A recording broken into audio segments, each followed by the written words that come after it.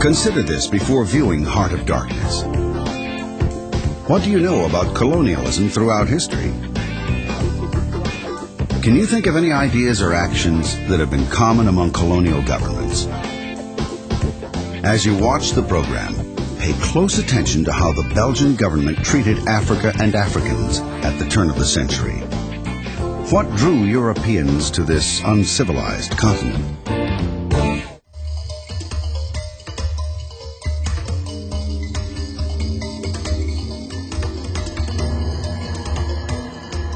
As the 20th century began, things were happening in the Congo region of Africa that would, in the space of 40 years, take the lives of some 5 million people. 5 million murdered outright or dead from exhaustion, starvation, and disease. A British seaman named Joseph Conrad witnessed part of that Black Holocaust and drew from it a lesson that the rest of this century would repeatedly confirm. He put it in a thin novel or novella as a tale of greed, self-delusion, and murder, and has given the language a new synonym for evil.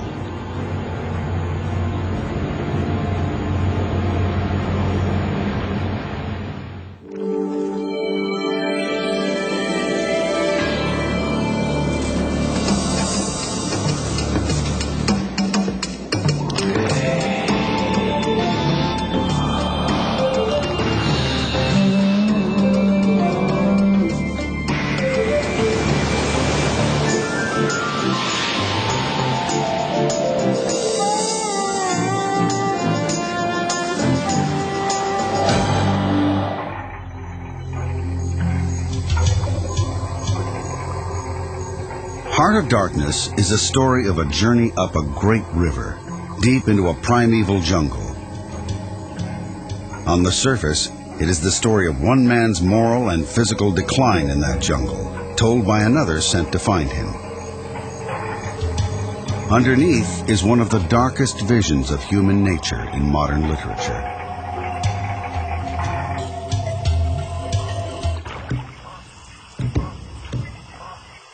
The darkness of the environment led to the darkness of the social corruption and led finally to the darkness of the heart. And that's what he's writing about.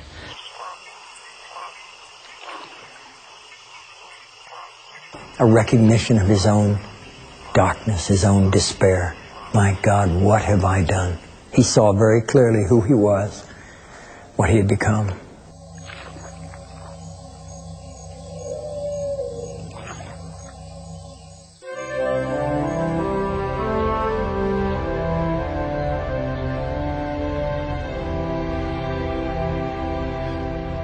Charles Marlowe is telling friends about an experience he'd barely survived. Years before, a European trading firm specializing in ivory had hired him to restart a crippled riverboat service in a region much like the Congo. The focus of Marlowe's job soon becomes an effort to reach a station chief named Kurtz. An unusual man, a former journalist who paints, dabbles in science, and has progressive ideas for civilizing the savages. He's also the toughest ivory trader in the region.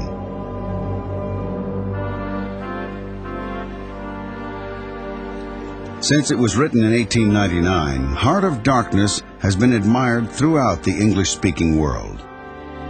But in all that time, only 2 motion pictures have attempted the story.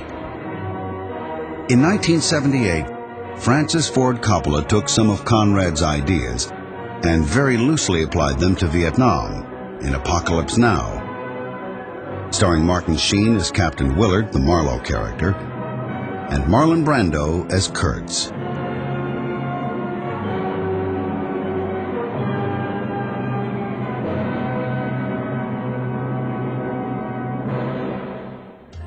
But it wasn't until 1994 that Turner Network Television produced an actual film adaptation starring Tim Roth and John Malkovich. Marlowe's Odyssey traces the path of Conrad's own journey up the Congo from Boma to today's Kinshasa and all the way to Kisangani. Marlowe's first stop is the company's lower station where goods are prepared for the sea voyage to Europe.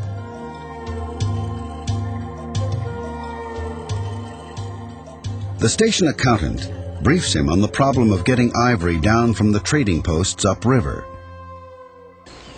The stations upriver have been isolated for too long.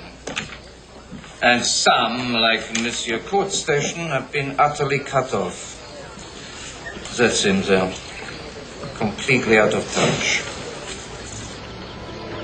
Kurtz is the chief of the inner station, the one farthest upstream. You mean you haven't had too many shipments of ivory? None. Ivory. For 500 years, Europe had been content to take from Africa its human treasure, slaves, by the millions. But when that trade ended in the 19th century, other sources of wealth took its place. Ivory, gold and silver, diamonds, and finally, rubber. These were the powerful magnets that now drew Europeans to Africa. And to extract that wealth, a colonial presence was required. In 40 years, Europe gobbled up virtually all of Africa south of the Sahara. It happened with tremendous speed, with tremendous brutality. The purpose of this conquest, like most conquests in history, was to make money for the conquerors, and they did so hand over fist and killed millions of people in the process. Most Europeans, including Joseph Conrad, thought colonization was essentially a noble undertaking, and they considered it their destiny to dominate other peoples. This was, after all, the age of Darwin and the widely misunderstood idea of evolution. No question where white and black stood on the evolutionary ladder. For Christians, that conferred certain obligations. Missionaries were a very important part of these efforts, but their presence in Africa coincided with people hunting for gold, diamonds, raw materials, other sorts of wealth. But in a way, the missionary efforts sort of gave cover to the real quest, which was for wealth. No one coated greed with sanctimony more deliberately than Belgium's king, Leopold II, who literally made the Congo his own. He staked out this vast territory that today we know as the Congo, essentially the same borders, 1/13 the size of the African continent, 76 times the size of Belgium. Not a Belgian colony, but the personal possession of King Leopold II, the world's only privately owned colony. Nowhere in Africa was there a wider gap between words and actions, between the benediction and the rape. What Leopold did, of course, was to talk about Christ and Christianity and the mission. And it was all a fraud. And that is what Conrad exploited and exploded, the myth of colonialism. Józef Theodor Konrad Korzeniowski was the son of Polish aristocrats who, with their family, had been exiled to northwest Russia for opposing Russian domination of their country.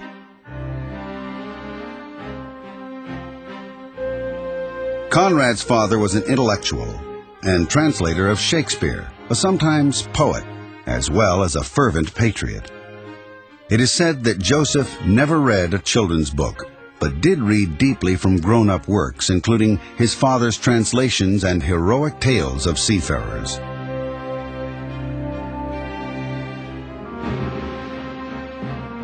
At 17, Joseph Conrad struck out on his own, traveling through Austria and Switzerland on his way to France. Finally, at the age of 20, Conrad joined the British Merchant Marine.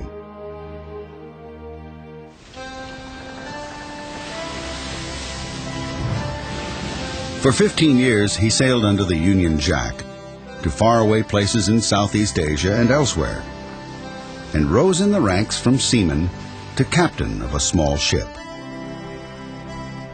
Some of Joseph Conrad's best fiction would come from those voyages. And then, at the age of 32, he took a job navigating a wood-burning steamer up the Congo River. At the time he went there, thousands were being forced to act as porters for Leopold's minions, carrying heavy loads over great distances.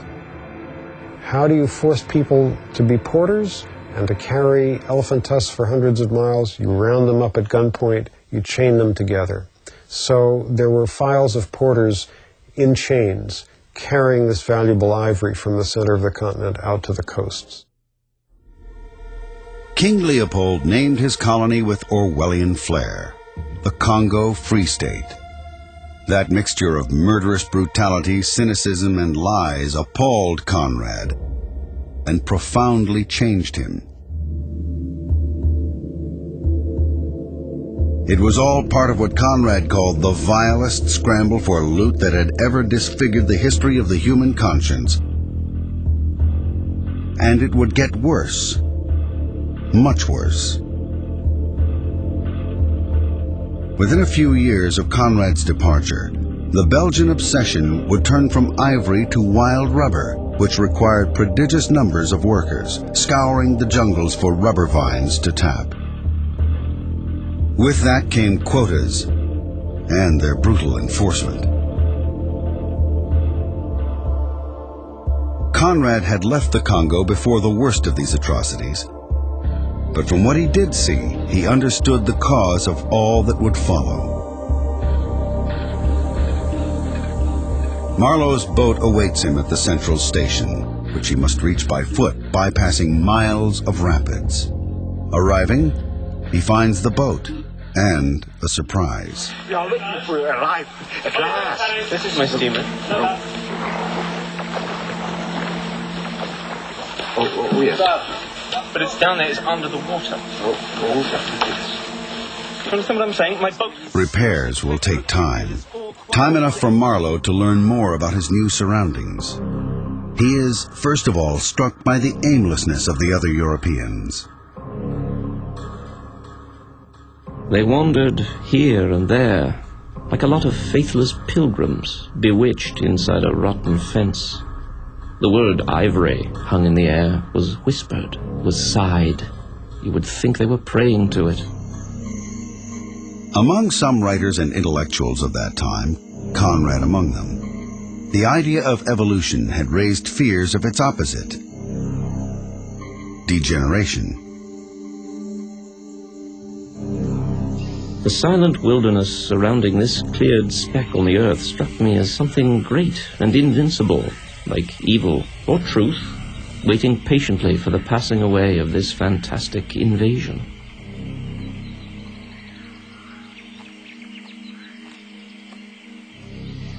Kurtz is topic A here as well, but with an undercurrent of hostility.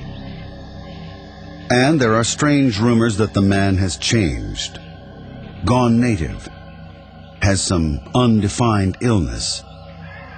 For these people, he is an ominous figure.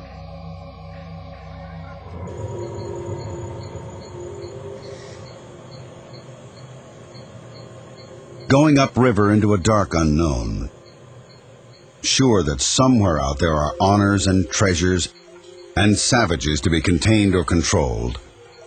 Marlowe recalls that Roman soldiers ventured like that up the Thames 1900 years before. It too, he says, was one of the dark places of the earth. This is a conqueror's experience, one shared by Lewis and Clark laboring up the Missouri,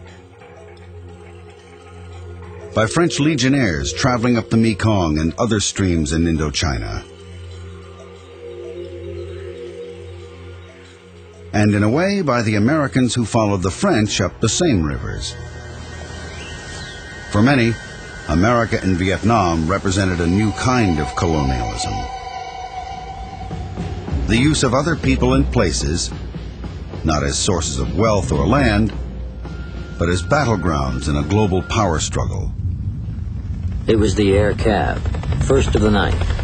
That's them. Our escorts to the mouth of Those the who River. made Apocalypse They Now were supposed to felt be the waiting for parallels us another 30 strongly. kilometers ahead. John Milius wrote the Air screenplay. mobile. Those boys just couldn't stay. I thought there was really a similarity between the idea of penetrating the depths of the Congo, to bring light to these benighted savages. They were both about a great anguish, a great fear, where there was a foreign domination of a people, and there was great destruction and great havoc. I think that that's a pretty fair analogy. African writers and others have called Conrad a racist, as Africans do not speak and have little or no personal identity. But that also reflects how most whites actually viewed and treated the Africans. Conrad clearly shared the underlying racism of his time. Even so, Marlowe seems at least to recognize the humanity of the Africans, as well as the savage in himself.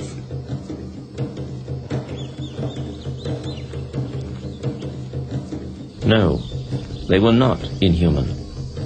Well, that was the worst of it. This suspicion of their not being inhuman. What thrilled you was just the thought of their humanity, like yours. The thought of your remote kinship with this wild and passionate uproar. Arriving finally at the inner station, all rumors paled before the reality. Kurtz, though severely weakened by fever, turns out to be a law unto himself and a god to the people of this village, who do whatever he tells them. Your world. Those who don't, decorate the compound. Righteous. He is given up trading for ivory in favor of raiding for it, getting Africans to kill Africans for his profit. Rising and glorious. Oh yes, I heard him. My ivory, my station, my river. Everything belonged to him. But that was a mere trifle. The thing to know was what he belonged to. How many powers of darkness claimed him for their own.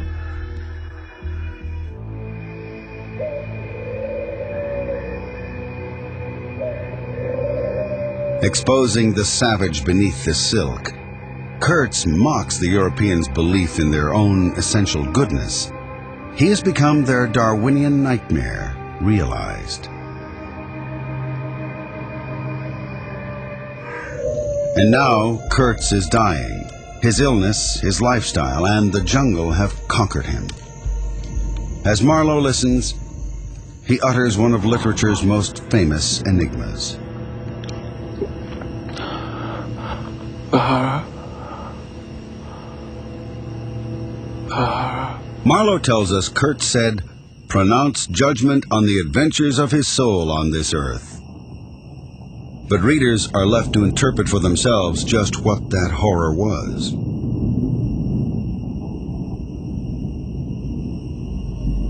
The horror could be about the horror of imperialism. It could be about the destruction of character, moral character. Horror was the honesty of seeing at the end who he was, realizing what he had done, and it was despair. That we're all guilty. We all have the stain upon us. In England, a protest movement was formed to denounce the Congo atrocities. Its leader, one Edmund Morel, said that Conrad's novella was valuable in exposing those horrors. But Conrad kept his distance from the reformers. He did not consider himself in any way political.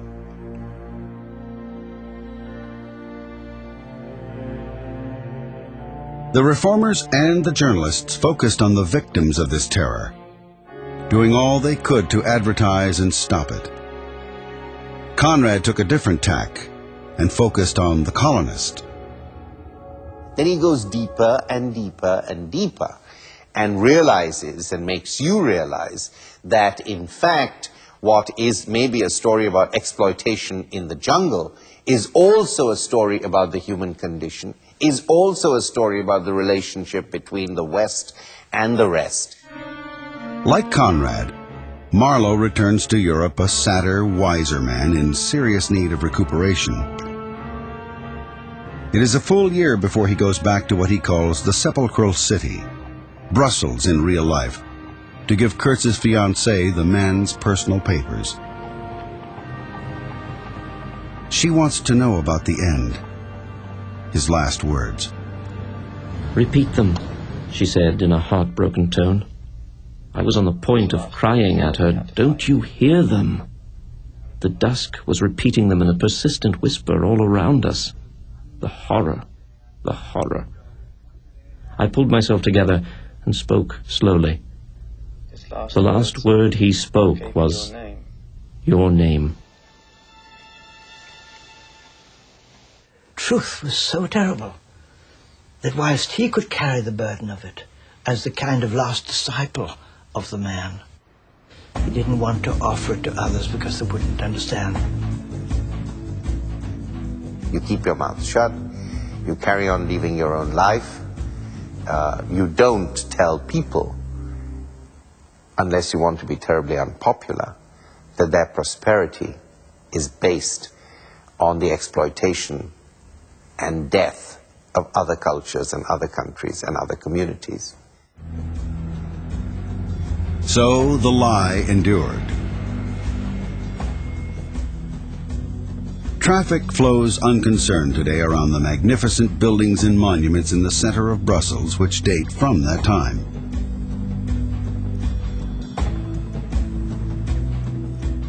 These were built with money that was sucked out of the Congo in a period of very, very brutal slave labor.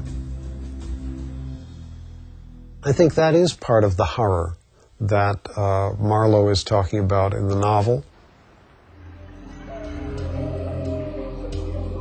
Joseph Conrad had looked deeply into that jungle, into the nature of things, and had understood that what he had seen would rise again and again. And Marlowe had decided not to even try explaining it to Kurtz's fiancée, because, as he tells his audience, it would have been too dark altogether.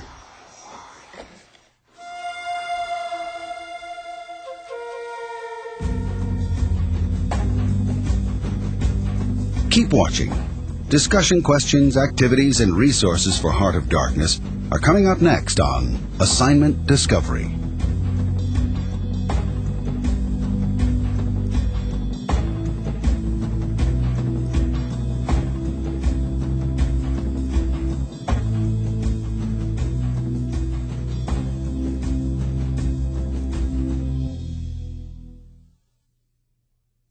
Now that you've seen Heart of Darkness, talk about this. Kurtz's dying words are a cryptic whisper. The horror, the horror. What horror might Kurtz have been talking about? Is there more than one possibility? Why do you think Conrad made this scene so ambiguous? Support your opinion with examples from the novel and Conrad's personal history. Now try this. Conrad gives his African characters little personal identity.